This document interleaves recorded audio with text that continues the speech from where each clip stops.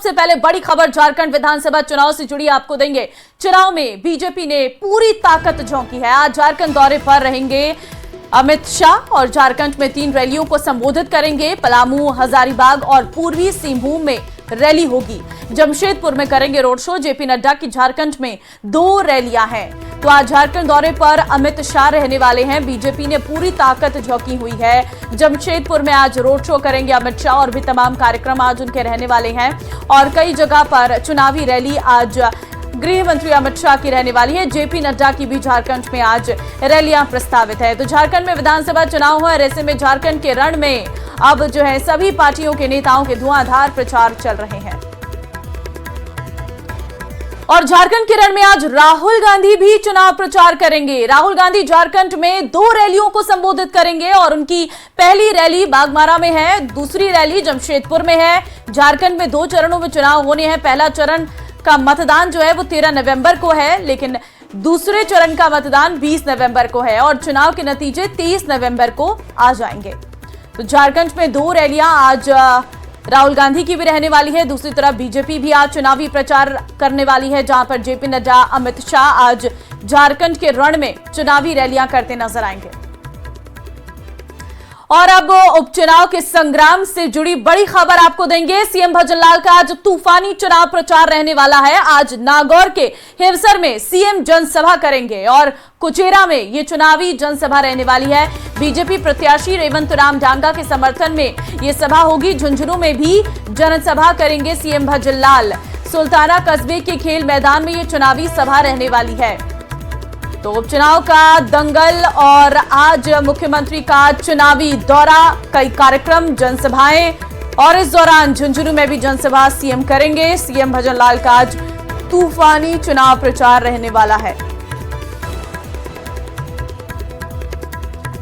नागौर के हिवसर में भी आज चुनावी सभा रहेगी। कुचेरा में ये चुनावी सभा रखी गई है।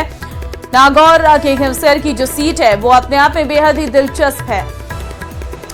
और इस बीच उदयपुर से एक बड़ी खबर है, जहां पर विदेशी महिला को गोली मारी गई है। थाईलैंड से घूमने आई है महिला, विदेशी महिला को पीठ पर गोली लगी है। हालांकि महिला की स्थिति खतरे से बाहर है। पुलिस आरोपियों की तलाश में जुटी है। बड़ी खबर इस वक्त आपको बता रहे हैं, विदेशी महिला को गोली लगी है। कारण क्या है इसके पीछे के, इसका पता अब लगाया जा रहा है। लेकिन ये सच में बड़ी खबर है क्योंकि उदयपुर में टूरिस्ट बहुत अधिक संख्या में पहुंचते हैं और ऐसे में थाईलैंड से ये महिला घूमने आई थी, जहां पर महिला को गोली लगी है। कपिल हमारे संवाददाता फोन लाइन पे हमारे साथ है, अधिक जानकारी ले लेते हैं। कपिल, खबर सामने आई है कि विदेशी महिला को गोली मारी गई है, क्या ये पूरी खबर है? देखिए, ये घटना सूरजपोल थाना इलाके के आसपास की माली कॉलोनी की बताई जा रही है, जहां अल सुबह एक महिला जो कि थाईलैंड की रहने वाली है, संभवतः उदयपुर घूमने आई थी और एक होटल में रुकी हुई थी। माली कॉलोनी रोड पर वो महिला मिली और इसके बाद में जब पुलिस को जानकारी मिली तो पुलिस मौके पर पहुंची। महिला को हॉस्पिटल पहुंचाया गया और जब जो प्राथमिक जानकारी है, महिला को पीठ में किसी अज्ञात व्यक्ति द्वारा गोली मारी गई है। पीठ में जब एक्सरे किया गया तो एक वस्तु उसमें फंसी हुई भी मिली। हालांकि जो विदेशी महिला है वो खतरे से बाहर है और वो खुद पुलिस से जानकारियां जो है वो साझा कर रही है। फिलहाल पुलिस कड़ियां जोड़ने में जुटी हुई है क्योंकि मामला विदेशी महिला से जुड़ा हुआ है, तो बेहद गंभीरता से इस मामले को लिया जा रहा है और पुलिस की विभिन्न टीमें जो है वो अब आगे की तफ्तीश में जुड़ गई है। तकरीबन सुबह 5:30 बजे की ये घटना बताई जा रही है, जब विदेशी महिला जो शायद घूमने के लिए होटल से बाहर निकली थी और उसी दौरान ये घटना जो है वो घटित हुई। अभी पुलिस के जो सारे अधिकारी है वो हॉस्पिटल में मौजूद है। महिला का इलाज हॉस्पिटल में किया जा रहा है और दूसरी ओर पुलिस की जो दूसरी जो टीमें हैं, लेकिन बहुत सारे सवाल यहाँ पर उठते हैं। देखिए, सबसे पहले तो कपिल की आखिर क्यों विदेशी महिला को टारगेट किया गया?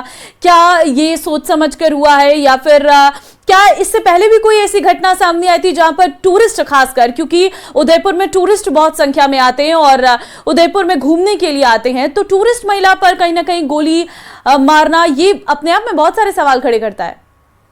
बिल्कुल, देखिए पर्यटकों की नगरी उदयपुर है। ऐसे में पर्यटकों की सुरक्षा जो है वो बेहद महत्वपूर्ण स्थानीय पुलिस के लिए हो जाती है। यदि पर्यटक यहाँ पर सुरक्षित नहीं होंगे तो उदयपुर आने से कतराने लगेंगे, और इस तरह की जब घटनाएं सामने आती है तो निश्चित तौर पर पर्यटकों में भी एक भय का माहौल पैदा होता है। अब पुलिस ने ये जो महिला है इसको गोली क्यों मारी गई, ये हालांकि अभी तफ्तीश का विषय है। पुलिस जब कंक्लूजन में पहुंचेगी तो स्थिति जो है पूरी तरह से स्पष्ट हो पाएगी कि गोली मारने वाले कौन लोग हैं, उसके पीछे क्या कारण है। फिलहाल जो महिला जो कि घायल अवस्था में जिसे हॉस्पिटल लाया गया था, हालांकि वो खतरे से बाहर है और वो पुलिस से लगातार कम्युनिकेशन कर रही है, पुलिस से बात कर रही है। ठीक है कपिल, फिलहाल बहुत धन्यवाद आपका तमाम जानकारी देने के लिए। और पश्चिम बंगाल में हावड़ा के पास ट्रेन हादसा हुआ है। सिकंदराबाद शालीमार एक्सप्रेस हादसे का शिकार हुई है। हावड़ा के पास ट्रेन के 3 डब्बे पटरी से उतरे हैं और हादसे में किसी के घायल होने की खबर नहीं है। सिकंदराबाद से शालीमार जा रही थी ये ट्रेन। बड़ी जानकारी से इस वक्त आपको रूबरू करवा रहे हैं। दरअसल ये बड़ा हादसा जहां पर सिकंदराबाद शालीमार एक्सप्रेस हादसे का शिकार हुई है। हावड़ा के पास ट्रेन के 3 डब्बे पटरी से उतरे हैं। सिकंदराबाद शालीमार एक्सप्रेस ये है, तस्वीर भी हम आपको दिखा रहे हैं जहां पर हादसे का शिकार हुई ये सिकंदरा शालीमार एक्सप्रेस। हावड़ा के पास ट्रेन के 3 डब्बे जो हैं वो पटरी से उतरे हैं। हादसे में किसी के घायल होने की कोई खबर नहीं है। सिकंदराबाद से शालीमार जा रही थी ये ट्रेन जो हादसे का शिकार हुई है। पश्चिम बंगाल में हावड़ा के पास ये ट्रेन हादसा हुआ है, जिसकी तस्वीर भी इस वक्त हम आपको दिखा रहे हैं, जहां पर आप देख सकते हैं पटरी से जो है ट्रेन उतर गई है। हालांकि इसमें किसी तरीके से किसी के हताहत होने की कोई जानकारी नहीं है। और फिलहाल जो है मौके पर टीम पहुंची है, रेलवे के अधिकारी पहुंचे हैं और आगे के लिए ट्रेन को रवाना किया जाएगा।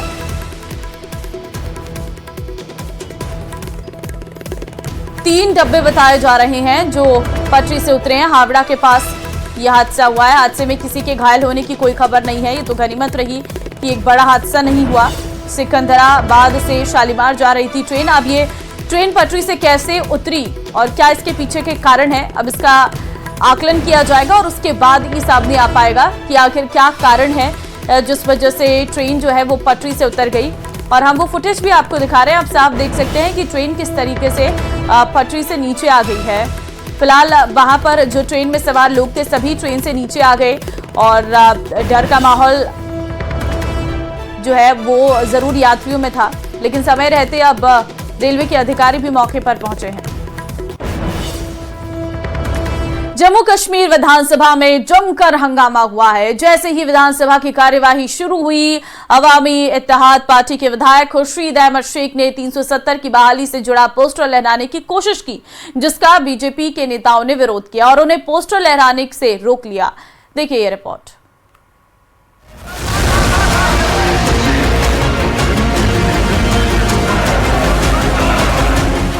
जंग का मैदान जम्मू कश्मीर विधानसभा। जब तक देश के प्रधानमंत्री नरेंद्र मोदी हैं, देश के गृह मंत्री अमित शाह जी हैं, तब तक किसी का बाप भी 370 को वापस नहीं लगा सकता। 370 के प्रस्ताव पर नहीं थम रहा बवाल। ये फिलिस्तीन के नाम पर आंसू बहाने वाले लोग, पाकिस्तान के नाम पर आंसू बहाने वाले लोग जम्मू कश्मीर के मुद्दे पर मौन क्यों बने बैठे हैं? हंगामे पर मोदी शाह की दो टूक। मोदी पर जनता जनार्दन का आशीर्वाद है। कांग्रेस वाले तुम कश्मीर में कुछ नहीं कर पाओगे। 4 पुश्ते भी आएगी, धारा 370 हम वापिस नहीं आएंगे।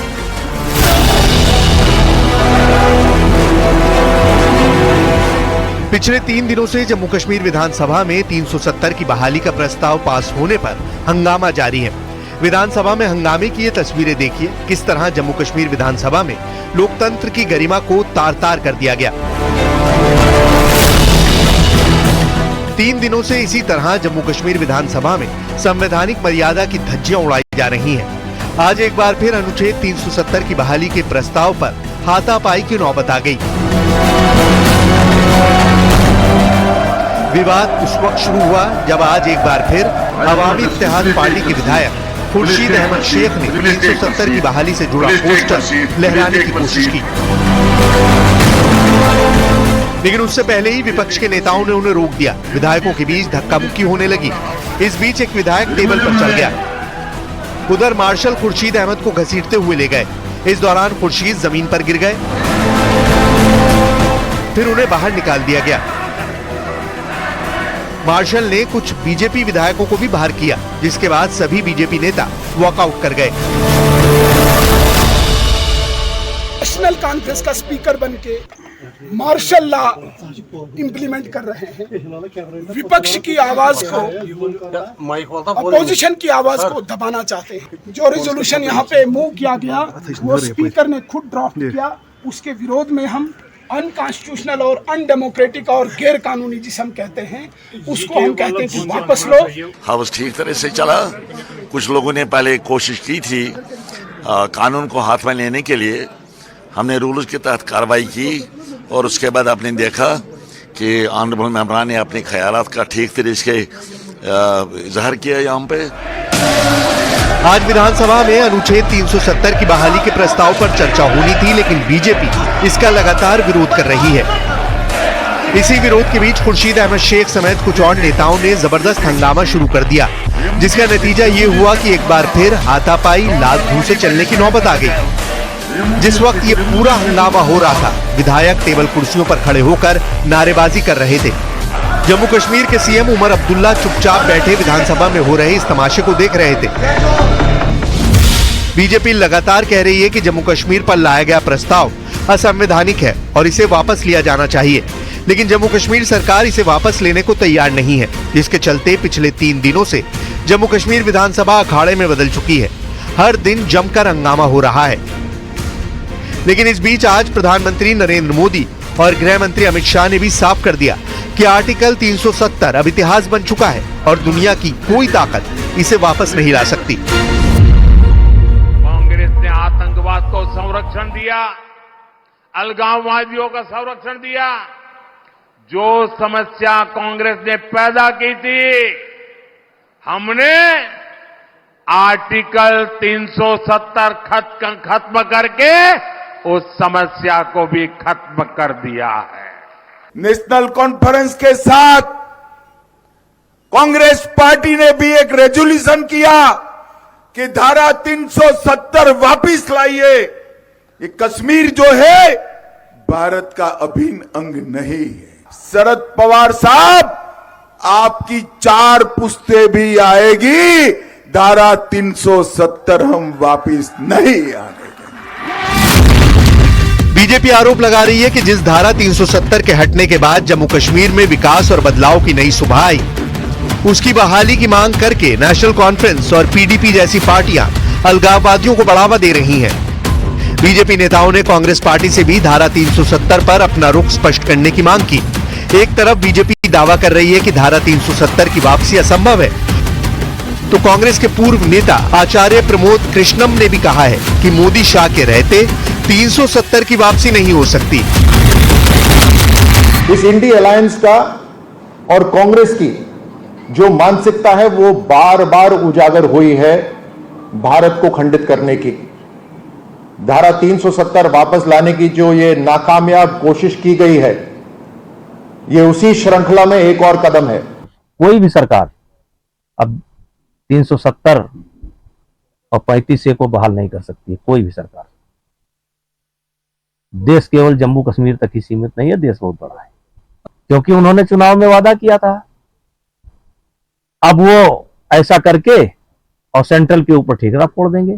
जम्मू कश्मीर में अब 370 को दोबारा कोई ताकत नहीं लगा सकती है। और जब तक देश के प्रधानमंत्री नरेंद्र मोदी हैं, देश के गृह मंत्री अमित शाह जी हैं, तब तक किसी का बाप भी 370 को वापस नहीं लगा सकता।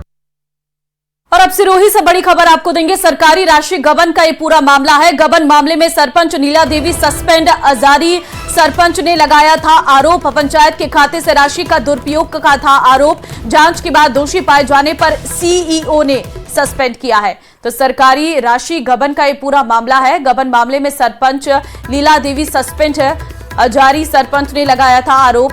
बड़ी खबर आपको दे रहे हैं, सरकारी राशि गबन का ये पूरा मामला है। पंचायत के खाते से राशि का दुरुपयोग का आरोप था। जांच के बाद दोषी पाए जाने पर सीईओ ने सस्पेंड किया है।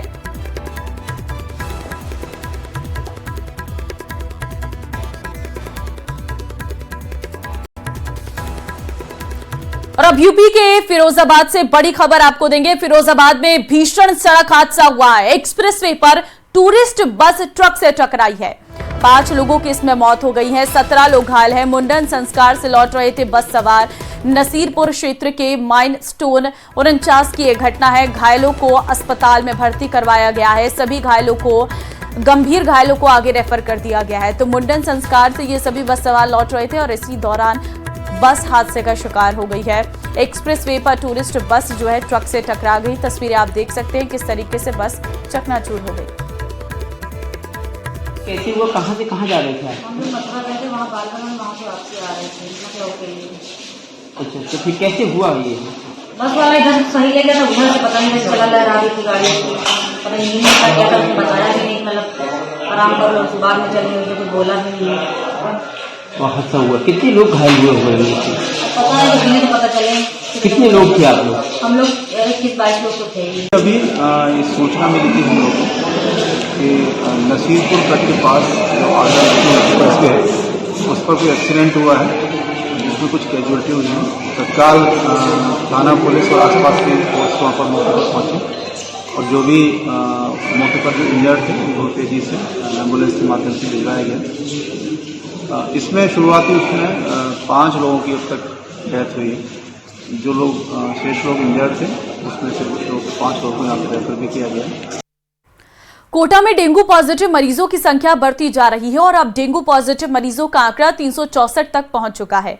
ऐसे में कोचिंग स्टूडेंट्स भी डेंगू की चपेट में आ रहे हैं और अब तक करीब 25 कोचिंग स्टूडेंट की जांच रिपोर्ट डेंगू पॉजिटिव आ चुकी है, जबकि सैकड़ों डेंगू संदिग्ध कोचिंग स्टूडेंट्स ने अलग अलग अस्पतालों में अपना इलाज करवाया है। हालांकि स्वास्थ्य विभाग भी अलर्ट है। अलग अलग टीमों से 300 से ज्यादा हॉस्टल्स का सर्वे कर 50,000 से अधिक स्टूडेंट्स को जागरूक किया जा चुका है। आपको बता दें कि सर्वे के दौरान 25 से अधिक हॉस्टलर्स में लार्वा भी मिल चुका है। कोचिंग नगरी में चिकित्सा विभाग द्वारा लगातार सर्वे व लार्वा एक्टिविटीज के बाद भी डेंगू पॉजिटिव मरीजों के आंकड़ों में लगातार इजाफा हो रहा है। सर्दी की दस्तक के बाद भी शहर सहित ग्रामीण अंचल के इलाकों में डेंगू पॉजिटिव मरीजों का आंकड़ा लगातार बढ़ता जा रहा है। कोचिंग सिटी में 2 दर्जन से अधिक कोचिंग स्टूडेंट भी डेंगू की चपेट में आ चुके हैं, जबकि दर्जनों कोचिंग स्टूडेंट डेंगू संदिग्ध होने के चलते अलग अलग अस्पतालों में अपना इलाज करवा चुके हैं। शहर सहित ग्रामीण अंचल के इलाकों में लगातार सर्वे व लार्वा एक्टिविटीज के बाद भी तमाम प्रयासों के बावजूद भी कोटा में डेंगू पॉजिटिव मरीजों के आंकड़ों में गिरावट नहीं आ रही है। हालांकि चिकित्सा विभाग लगातार सर्वे कर न केवल लार्वा एक्टिविटीज कर रही है, बल्कि नोटिस थमाकर लोगों को डेंगू की रोकथाम के लिए जागरूक भी कर रही है। लेकिन फिलहाल डेंगू पॉजिटिव मरीजों के आंकड़ों में लगातार बढ़ोतरी देखी जा रही है। कोटा से न्यूज 18 राजस्थान के लिए ओम प्रकाश मारू। सोशल मीडिया पर सुनीता विलियम्स की एक तस्वीर वायरल हो रही है। इस तस्वीर में वो अपने सहयोगी के साथ पिज्जा और चिप्स खाती दिखी है। जो तस्वीरें सामने आई है उसमें सुनीता विलियम्स काफी कमजोर नजर आई है। तस्वीरों के जरिए अंदाजा लगाया जा सकता है कि उनका वजन जो है वो काफी घट गया है और उनके गाल भी काफी चिपके हुए नजर आए हैं। अब नासा ने इस वायरल तस्वीर पर बयान जारी किया है, जिसमें बताया गया है कि अंतरिक्ष में मौजूद सभी यात्री काफी सुरक्षित हैं। सुनीता विलियम्स 5 जून 2024 को बोइंग स्टारलाइनर नाम के स्पेसक्राफ्ट से नासा के एक मिशन पर गई थी। उन्हें मिशन पर जाने के 8 दिन के अंदर लौटना था, लेकिन उनका स्पेसक्राफ्ट खराब हो गया और सुनीता विलियम्स अपने साथी बुश विलमोर के साथ इंटरनेशनल स्पेस स्टेशन पर है। दोनों के अगले साल फरवरी में धरती पर लौटने की उम्मीद है।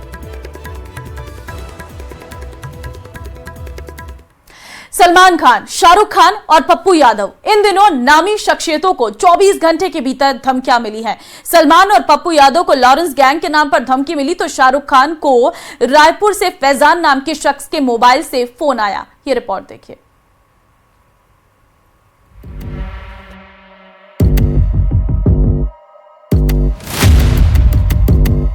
पहले सलमान खान को लॉरेंस बिश्नोई की धमकी,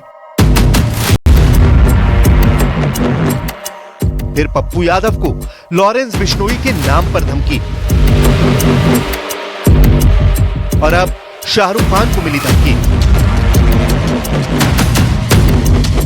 पिछले 24 घंटे में 3 बड़ी शख्सियतों को धमकी मिली है, सलमान खान, शाहरुख खान और पप्पू यादव। सलमान खान को कई बार लॉरेंस गैंग से धमकियां मिल चुकी हैं।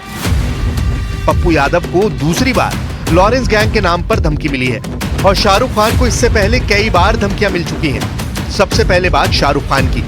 कल शाम को मुंबई के बांद्रा पुलिस स्टेशन में एक फोन आया जिसमें एक्टर शाहरुख खान को धमकी दी गई और धमकी देने वाले ने 50 लाख रुपए रंगदारी की मांग की। शाहरुख के नाम पर धमकी भरा फोन आते ही मुंबई पुलिस के अधिकारियों में हड़कंप मच गया। बांद्रा पुलिस स्टेशन में सबसे पहले धमकी देने वाले के खिलाफ एफआईआर दर्ज की गई। उसके तुरंत बाद शाहरुख खान के घर मन्नत की सुरक्षा बढ़ा दी गई। मुंबई पुलिस ने जब धमकी देने वाले शख्स के फोन नंबर को ट्रेस किया तो पता चला कि वो फोन नंबर किसी फैजान के नाम से रजिस्टर्ड है जो छत्तीसगढ़ की राजधानी रायपुर का रहने वाला है। लिहाजा मुंबई पुलिस की एक टीम फैजान की तलाश में रायपुर पहुंच गई। वहां रायपुर पुलिस की मदद से मुंबई पुलिस ने फैजान को ढूंढ निकाला और उससे पूछताछ की। इस पूछताछ में फैजान ने जो कुछ बताया वो चौंकाने वाला था। फैजान ने बताया कि उसका मोबाइल 2 नवंबर को चोरी हो गया था और उसके 3 दिन बाद यानी 5 नवंबर को उसके चोरी हुए फोन से शाहरुख खान को धमकी भरा फोन किया गया। फिलहाल पुलिस फैजान को नोटिस देकर वापस लौट आई है। मोहम्मद फैजान पेशे से वकील है। उनका दावा है कि उनके चोरी हुए फोन का गलत इस्तेमाल हुआ है, लेकिन फैजान ये कहने में नहीं हिचके कि सलमान और शाहरुख खान को बिश्नोई समाज से माफी मांगनी चाहिए। मुंबई पुलिस से 2 लोग आए थे और लोकल पुलिस के साथ में कि सर आपके मोबाइल से धमकी दी गई है, शाहरुख खान को 50 लाख की फिरौती मांगी गई है, नहीं तो जान से मार देंगे। तो मैंने उनको कहा सर मेरा फ़ोन तो गुम गया है और मैं कंप्लेंट की कॉपी भी दी उनको। तो मुझे महुआ पुलिस स्टेशन बुलाया था, स्टेटमेंट रिकॉर्ड किया उन्होंने मेरा। अब 14 तारीख को मुंबई बुलाया उन्होंने। अब बात सलमान खान की। सलमान खान को एक बार फिर लॉरेंस बिश्नोई गैंग के नाम पर धमकी मिली है। ये धमकी मुंबई ट्रैफिक कंट्रोल पुलिस के नंबर पर दी गई है, जिसके बाद वर्ली पुलिस स्टेशन में सलमान को धमकी देने वाले अज्ञात के खिलाफ मामला दर्ज कर लिया गया है। इससे पहले सलमान खान के घर पर लॉरेंस गैंग ने फायरिंग करवाई थी। उसके बाद सलमान और उनके घर की सुरक्षा बढ़ा दी गई है। सलमान खान से लॉरेंस बिश्नोई की अदावत दुनिया जानती है। कई साल से लॉरेंस बिश्नोई गैंग सलमान खान के पीछे पड़ा है। इसी बीच मुंबई में सलमान खान के करीबी और कद्दावर नेता बाबा सिद्दीकी की हत्या में लॉरेंस बिश्नोई गैंग का नाम सामने आया, जिसके बाद कहा जाने लगा कि वाई कैटेगरी की सुरक्षा के बावजूद बाबा सिद्दीकी की हत्या से मुंबई और खास तौर पर बॉलीवुड में खौफ का माहौल है और मायानगरी में लॉरेंस का आतंक बढ़ गया है।